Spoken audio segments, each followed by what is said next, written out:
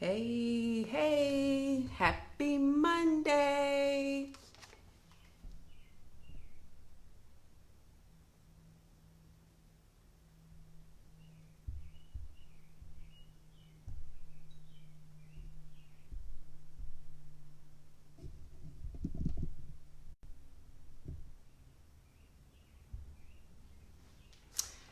Hello, everyone.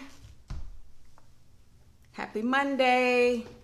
Happy Financial Literacy Month. Hey, Patrice. Kenya. Hello there, Shiro. I am excited to be bringing this information to you guys today. And it is a happy Monday, right? We woke up today. It's nice outside. Spring is in the air. Hello, Rod. So if you are feeling good today because you woke up and you're thankful, give me some hearts. I want to see some people being happy and thankful and grateful.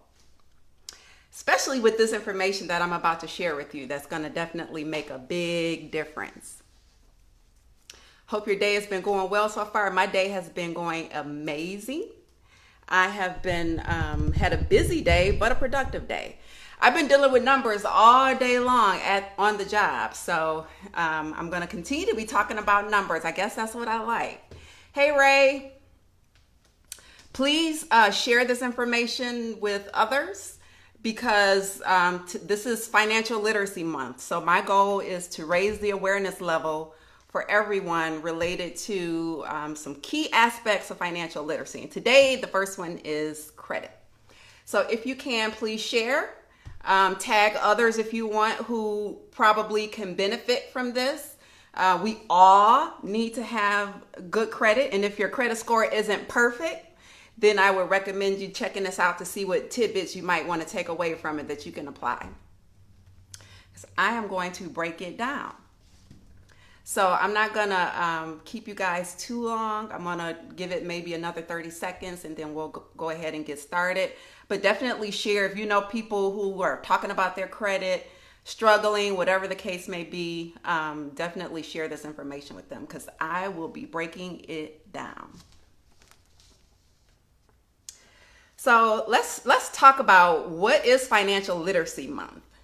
Every April is considered Financial Literacy Month, and the goal of Financial Literacy Month is to help people learn the basics. Because when you think about it, personal finance isn't taught in school. Why didn't we have classes about credit in school? Why didn't we have classes about building a budget? Why don't we have classes about how to get yourself out of debt or how to prevent yourself from getting into debt? Why don't we have classes in school about investing? Like, why don't we have this stuff?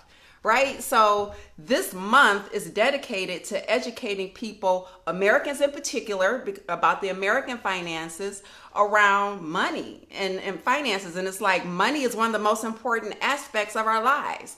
We need it to live, yet it's not taught in school. So I felt like it was my duty to share the knowledge that I have around financial literacy. You know, I am a health and wealth coach, and I've been applying these strategies that I'm going to share with you over these next 6 days, over 3 years, and it has completely changed my life. So I want to share with you the things that I've learned around financial literacy in hopes that you can take some nuggets and take it a step further with the stuff that you're going to learn over these next 6 days. So be sure to turn in every day between now and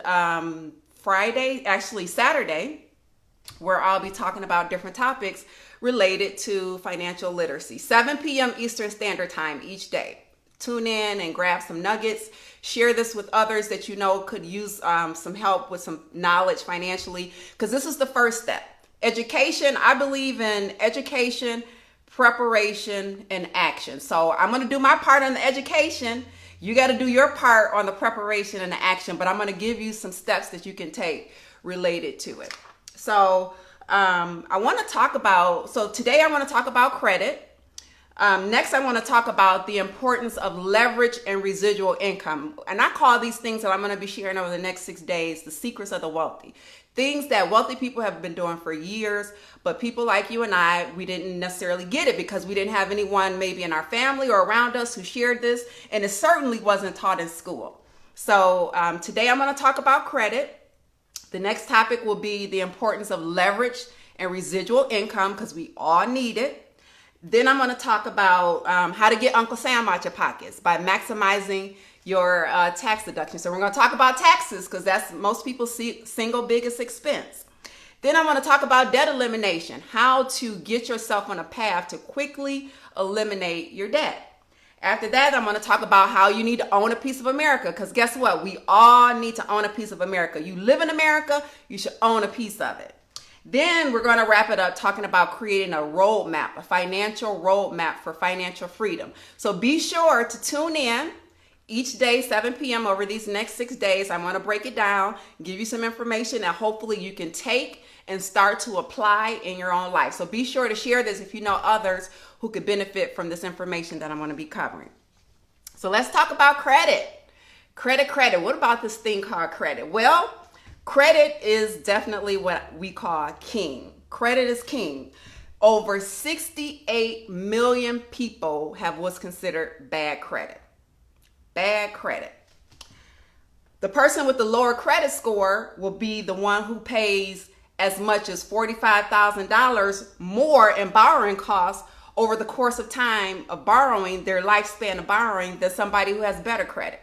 So just imagine that. If you have poor credit, you end up paying $45,000 more over the life of your borrowing than a person who has better credit. So bad credit costs you money. Bad credit costs you money because you have to pay more. This one was really interesting to me, this other statistic. A person who takes out a loan, an auto loan for $21,000 will end up paying 311% more interest than a person with a very good credit score. So it shows you how big and important credit is in terms of the money that you're spending, because I personally want to keep all my coins, right? And I'm sure you do too as well. So credit is a big part of that, having good credit, because you're going to pay more. Here's another thing that you need to understand about credit. 47% of employers check your credit score as a basis, as part of the recruiting process. I just went through this last year when I was looking for a new job. I actually had to sign a consent for the company to run my credit check. So credit is not only just for getting things to spend money. Credit is becoming what I call the adult report card. It's a reflection of you as an individual and how well you are paying handling your financial responsibilities.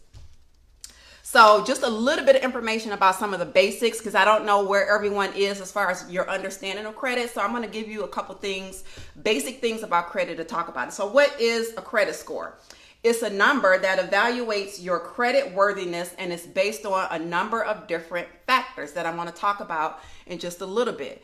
Your credit score ranges from anywhere from 300, everybody starts with a 300, all the way up to 850. 300 is low, 850 is a perfect credit score. So generally everybody falls with somewhere within that range.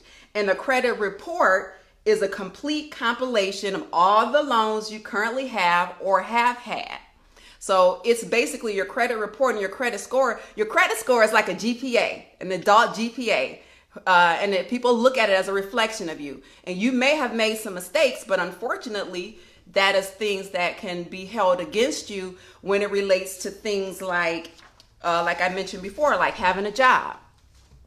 When it relates to things like buying insurance, your credit plays a part in getting things like insurance. Even in medical aspects, you can, or things like medical and dental, your credit plays a part. If you're looking to get some sort of loan for your dental expenses.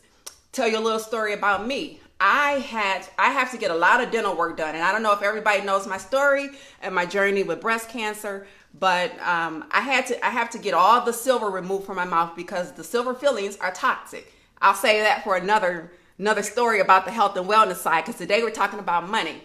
But it costs like $14,000 to get all of this silver replaced out of my mouth to get rid of the toxicity that it's causing. And, I was like, okay, well, that's a lot of money. The average person just can't afford to shell out $14,000. Well, here's where credit came into play. I was able to get a plan that if you pay it off in 6 months, there's no interest. And you know why I was able to get that? Because I have great credit. Had I not been able to get that, I would have probably still had to use it, but then I would be racking up hundreds, if not thousands of dollars in interest payments. So as long as I pay it off within 6 months and I'm getting the work done incrementally, it doesn't cost me anything in terms of interest. So even in the medical field, credit plays a big part. So really important. So let's talk about it. The credit score. So the credit score ranges anywhere, again, from 300 to 850 is your credit score. So best credit is 800 and 850. Your credit is considered best or excellent. Excellent credit is 750 to 799. Good credit is 700 to 749. Fair credit, 650 to 699. Poor credit is 600 to 649, and bad credit is 300 to 599. So that's important to understand what the credit scores compile of. So now let's talk about what makes up the credit score, because that's just like your GPA, right? You know what makes up your GPA. You know an A is worth 4, a B is worth 3, a C is worth. So do you know how your credit score is calculated? Because again, our credit score is like our adult report card. So I'm going to show you how the credit score is set up. So I'm going to turn the camera just a little bit over here so you can see that.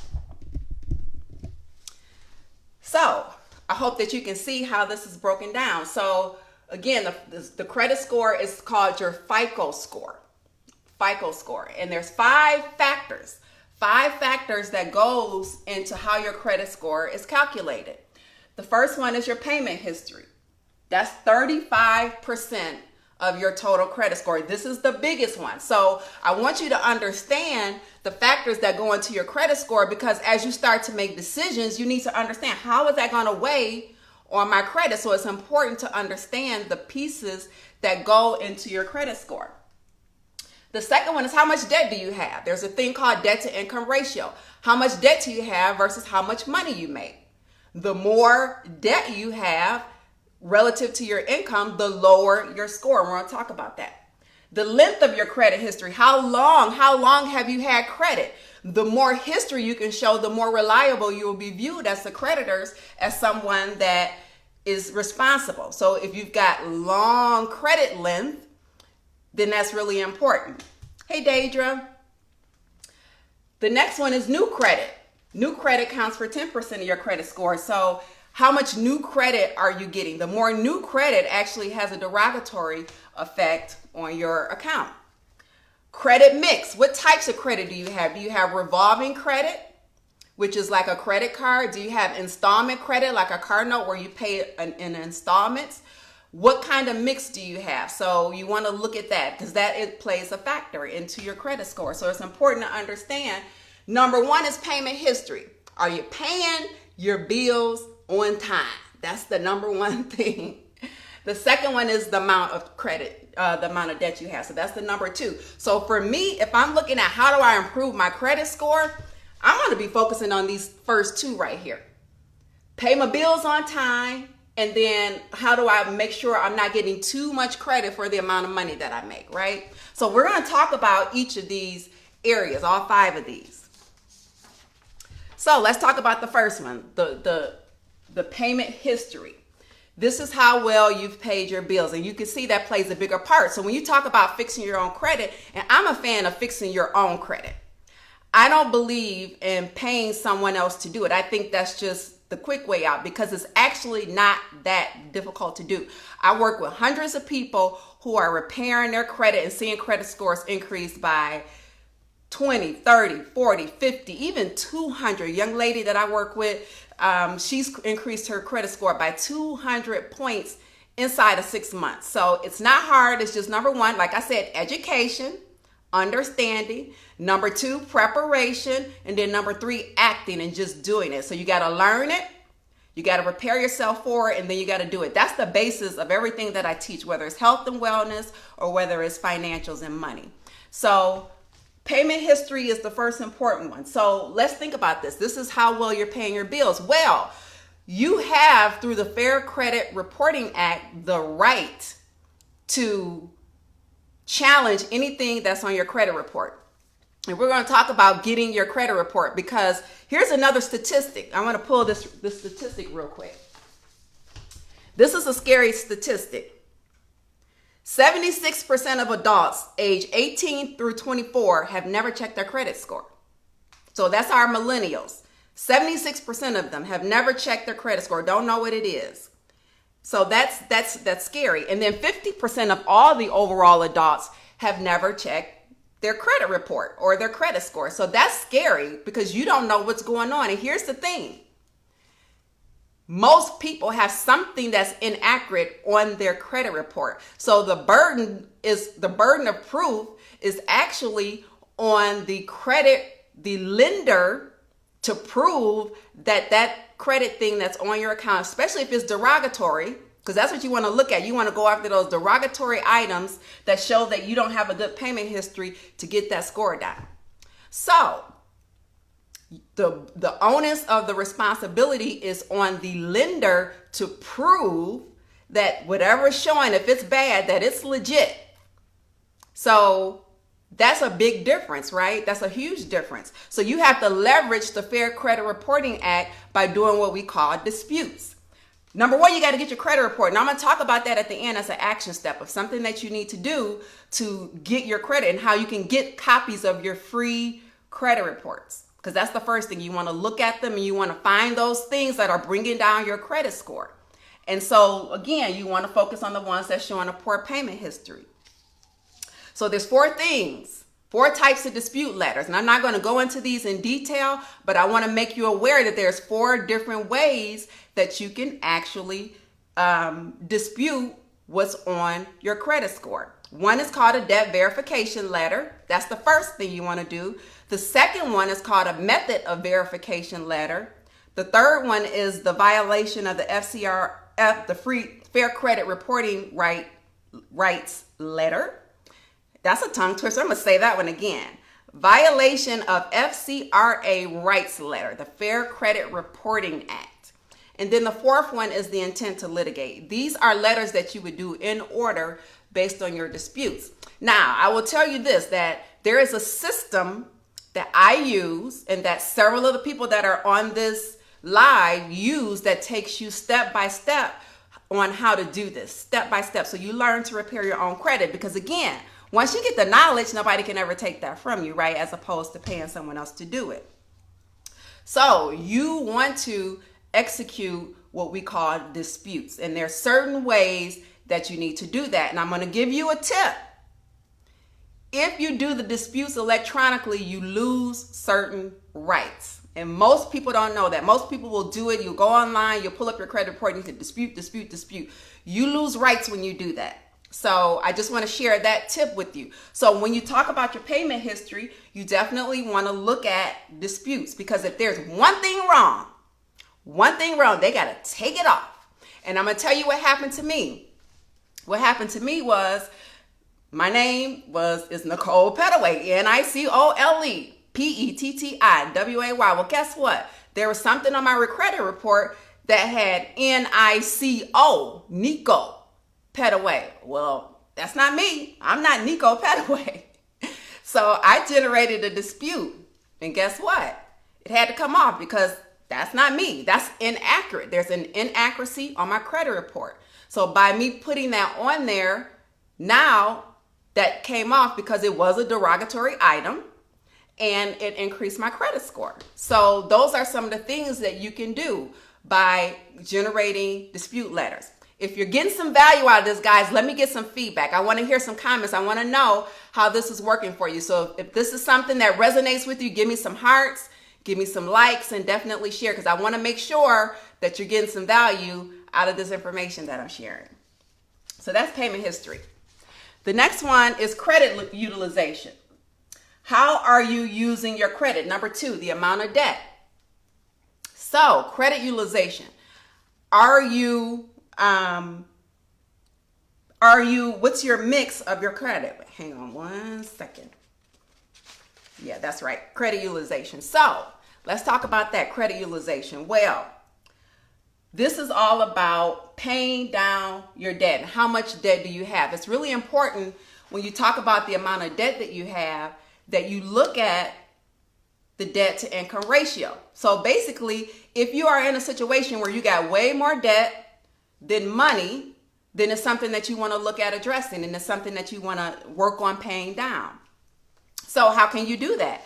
Well, we've got some strategies that I share and that others that's on this call share that shows you some ways to be able to shift money from other sources to pay down your debt quicker, if it's legit. So first of all, you got to do this. Make sure that you dispute first. A lot of people will go right into paying off the debt, paying it off. Do your disputes first. And then second to that, then you start to say, okay, if it comes back verified as legit, now let me see what I can do to pay it down. So you can do things like get extra income, and I'm going to talk about that. Extra income. That's going to be tomorrow's topic. You can do things like cutting your taxes. I'm going to talk about that. Free up taxes. So what I like to do, and what several of the people on this call like to do, is show you how to take the money that you already have. And I like that your line is Nico, N-I-C-O, right? Take the money that you already have and use that to pay down some of your debt. So once you get that debt paid off, number 1, you free up cash, but then number 2, your credit score starts increasing. So those are some of the strategies that you can do. And then, of course, you can do things like increase your credit limit. Now, some people say, well, why would you want to increase your credit limit, Nicole? That doesn't make sense. Well, here's the thing. If your credit score, your credit limit is going up, but your debt, your income is here, that's going to boost your credit score. And a lot of people don't think of it like that. I personally have a credit card that I pay off every month in full because, again, interest, we don't want interest. Interest costs us money. So I spend what I can afford to put on that credit card and I pay it off every month. But here's the beauty of it. And I haven't even personally requested it, but by doing that, having a good payment record, I'm getting credit increases, credit increases, credit increases, credit increases. And guess what? Every time I get that credit increase because I'm not spending it, my credit score is going up and up and up and up. So it's okay to get an increase in your credit, particularly for revolving credit. That's not a bad thing as long as you're not spending the money and maxing out all the credit. So the more you max out your credit, the lower your credit score is going to be. So that's definitely something to think about. So those are some of the things that you can do to pay down your revolving debt, even your installment payments as well. You can do that. So that's number 2. Number 3, let's talk about the length of your credit history. How long has your credit? Now, some of the young ones, I see my nephew, hey, Robbie, on here. For some of the new ones, part of your issue is getting credit established, right? Somebody doesn't want to give you something because you don't have a history. The longer the history you have, the better it is. And we find generally the older a person is, generally the better statistics show that your credit score is because you've got some long history on your credit, and that bodes well for you. So here's something you can do. If you need to, you can even do this to rebuild your credit even. You can find someone, and I actually thought about doing this with my kids. I haven't told them that, but I figured I could help them out as my mother and give them a little help here. You can find someone that has good credit and have them add you as an authorized user on their card, and you automatically pick up that particular source of credit and it gets added to your credit score. Now, me personally, if I were to do this for my kids, I wouldn't give them the card so they can go out and spend it on my credit card, but I could add them as an authorized user. That's going to give them an instant boost. So that's something that you can do.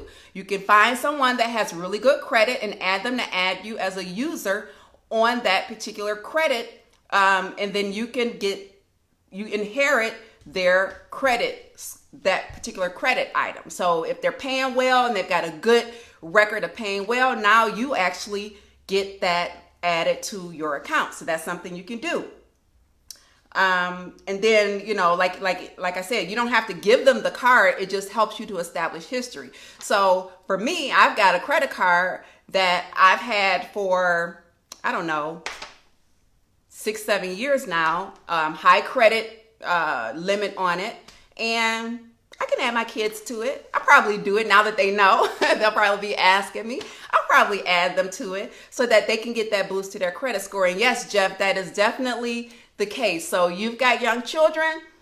You want to help them out as a parent. That's something that you can do if you've got pretty good credit, and give them a boost for themselves. All right. So the next one, new credit. New credit. So again, if you're in a position where maybe your credit isn't so good and you're like, what can I do to build it up? Well, you can definitely do these things. Start paying your credit on time. Make sure that you don't get too much. Your debt to income ratio is not high. Get someone, ask someone to add you to their account. The other thing that you can do is get some new credit. So this is for people who maybe don't have enough credit, or your credit is damaged and you want to improve it. There are some things that you can do. You can get secured credit cards.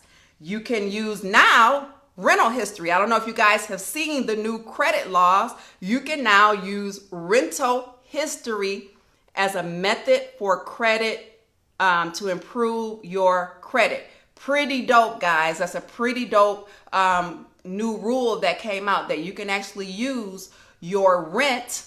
Because I know before I purchased a home, I was on point with my rent, and I would have loved to have been able to use my rent as a mechanism to help me get my home. But at that time, it wasn't a required, or wasn't part of the guidelines. So definitely something that you can do.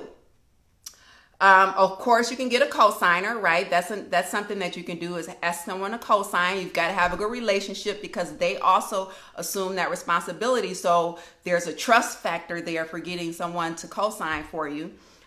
You can do things like secured credit cards. Those are a great way to get your credit rebuilt, is by getting a secured credit card. And then a lot of times the department store credit cards, those are the easiest to get.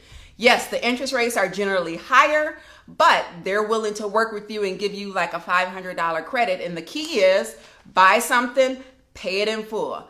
Buy something, pay it in full. So those are some of the ways that you can actually use the to rebuild your credit. Or if you don't have a good credit history, those are some things that you can start to do. Now, it takes some time to do that, but like I tell everybody, what better time than now? We never know what's going to happen to us in terms of our credit. You can go out here and your car can get totaled, and now all of a sudden you got to go get a new car. Well, you might have to finance it. So I tell everybody, start working on your credit now, even though you don't need it, because you never know when a situation is going to happen where you may be in a position to finance it. Like I said, I wasn't looking to buy anything, but I was looking to get a job, and they had to look at my credit score as a basis for employment. So definitely something you can do to start sooner than later. All right, then the last one we're going to talk about is credit mix. What is credit mix? Credit mix is how much credit you have. So you want to have a balance of revolving and installment payments. The better mix you have in your credit, the more variety you have in terms of your credit, the better it bodes well for you. So if all you have is a bunch of credit cards, but you don't have anything that has an installment payment, well, that's something that you want to do. You can go finance something like, here's a great one that I think most people don't know about. Well, this is really that's more kind of along the lines of revolving credit. But PayPal actually has a credit line that you can get where you can make purchases over $100 and you have 6 months to pay. I love those kinds of credit where you can purchase something and then you get X amount of time to pay with zero interest. Those are great things to have. Some of the furniture stores have those as well that you can leverage and take advantage of, where you have X months to pay as long as you pay it by that time, or some of them may have a minimum payment you have to make each month.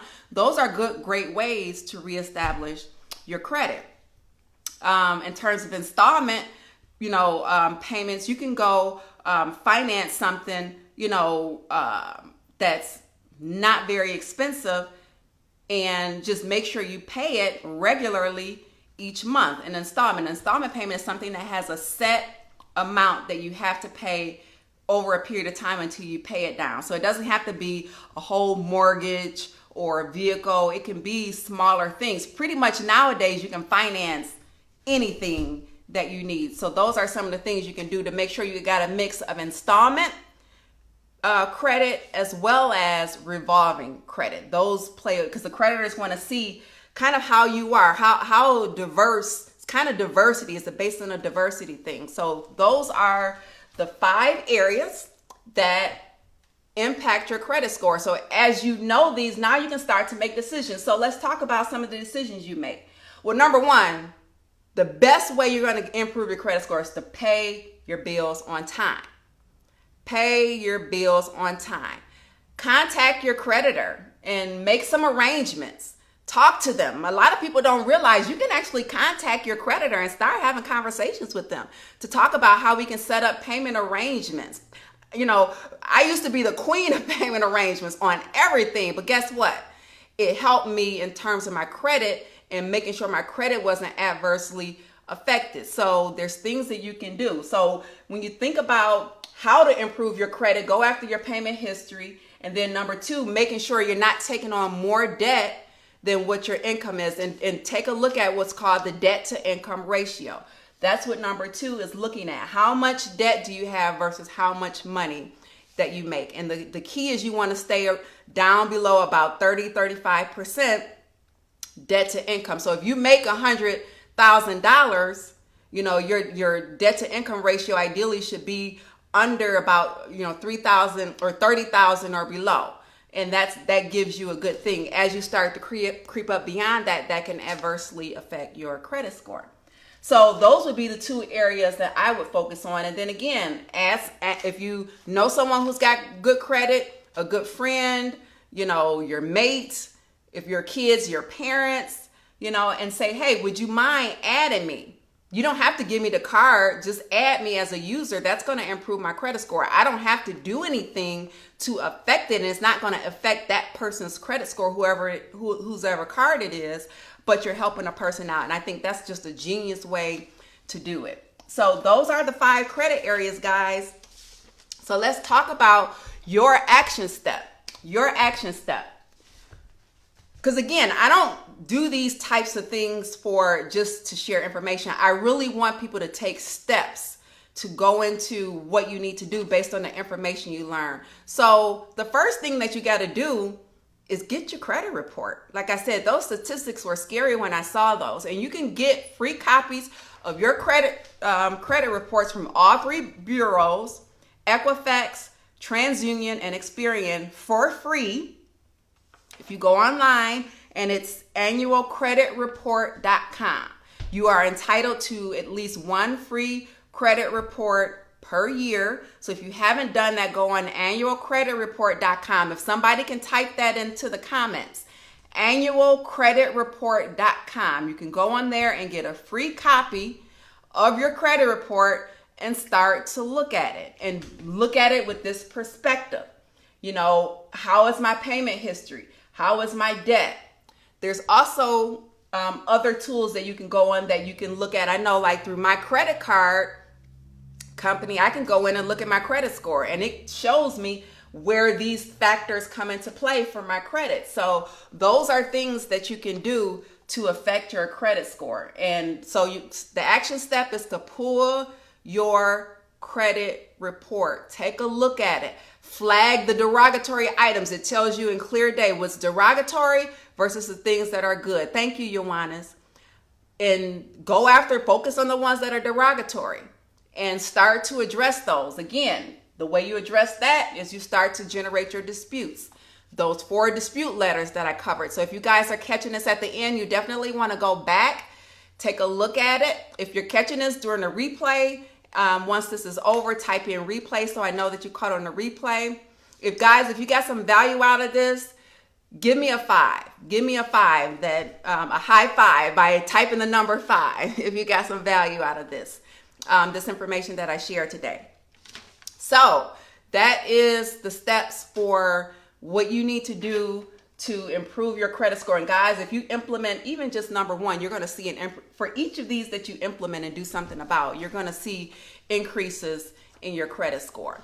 So that is what I have today. Like I said, tomorrow we will be talking about the importance of leverage and residual income.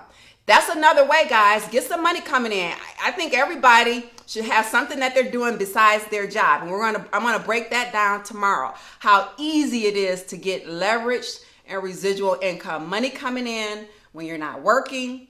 Money coming in by using the efforts of other people. So definitely tune in if you're interested in learning more about this, because like I said, there is a step-by-step system that I use and several of the people who are watching have used that shows you everything you need to do to address these items, to free up some cash flow, to pay down your debt, to the templates for the disputes. Those are all things that's part of a system that we have in place. So if you're interested in learning more about that system, the step-by-step do-it-yourself, learning how to fix your own credit, definitely follow back up with me or the person that may have invited you onto this call, because this works.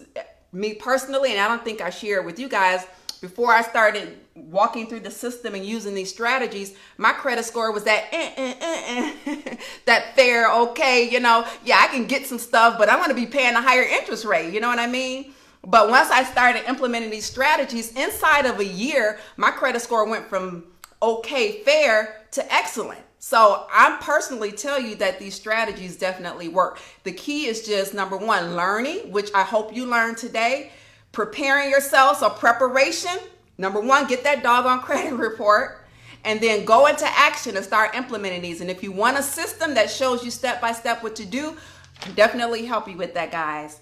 That's all I have for today. Are there any questions? I don't see any questions coming across. So with that, guys, I'm going to wrap it up. If you do have any questions, you're watching on the replay, type them in the comments and I'll be sure to look at them and respond. See you tomorrow. Happy Monday.